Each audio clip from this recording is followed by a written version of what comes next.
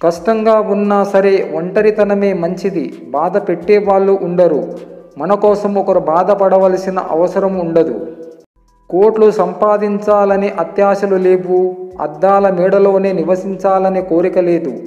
చేసే వృత్తి కోరికకి కీడును చేయకుండా వచ్చే సంపాదన కుటుంబాన్ని పోషించేంతగా చేసే ఖర్చులు అవసరానికి అనుగుణంగా ఉంటే చాలు ఈ జీవితానికి. ఏ పనిని రేపటికి వాయిదా వెయ్యకు మిత్రమా. ఎందుకంటే రేపు మరో పని నీ ఇంటి ముందు ఎదురు చూస్తూ ఉంటుంది.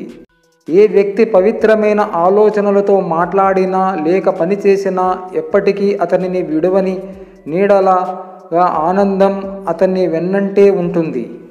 నీకు కష్టాలు బాధలు వచ్చినప్పుడు వాటి నుంచి తప్పించుకోవడానికి ప్రయత్నించకు. సమయంతో సంయమనంతో వాటిని నీకు అనుగుణంగా మార్చుకో. నీ సామర్థ్యాన్ని మెరుగుపరుచుకోండి. మీ శక్తిని పెంపొందించుకోండి.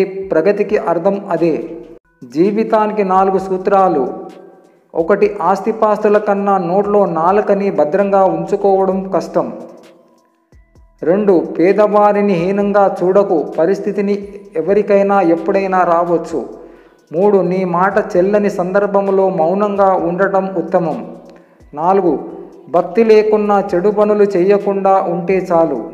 మీరు గొప్ప గొప్ప వాళ్ళని చూసి మామూలు మనుషులను చిన్నచూపు చూడకండి.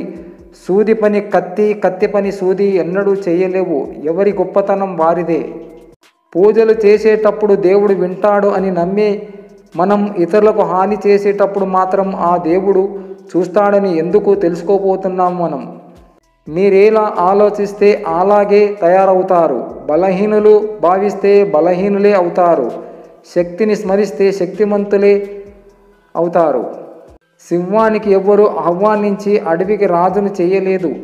దాని శక్తి సామర్థ్యాలే దానికి అంత ఘనత తెచ్చిపెట్టాయి. మంచికైనా అంతే ఉంటాయి. మన వెనుక మన గురించి తప్పుగా మాట్లాడే వారి గురించి ఆలోచించకండి. ఎందుకంటే వారి స్థానం ఎప్పుడు మన వెనుకలే ఉంటుంది.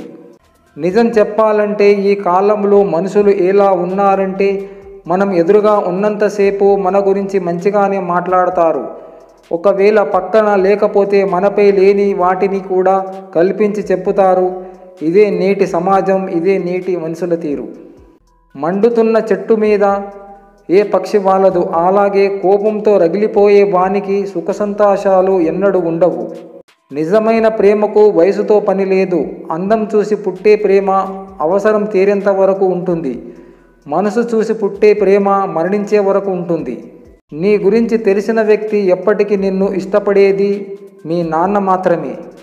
ఈ జీవితం చాలా చిన్నది నేస్తమా. ఈ జీవం ఎప్పుడు ఉంటుందో ఎప్పుడు రాలిపోతుందో తెలియదు.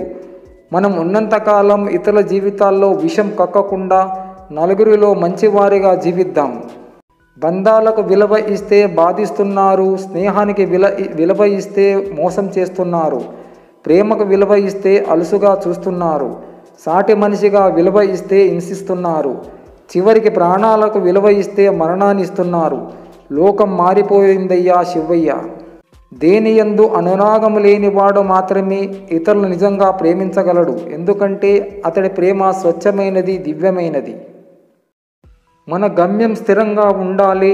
మార్గం ఖచ్చితంగా నిర్ణయించుకోవాలి. ప్రయత్నం రాజీ లేని ధోరణిలో సాగాలి.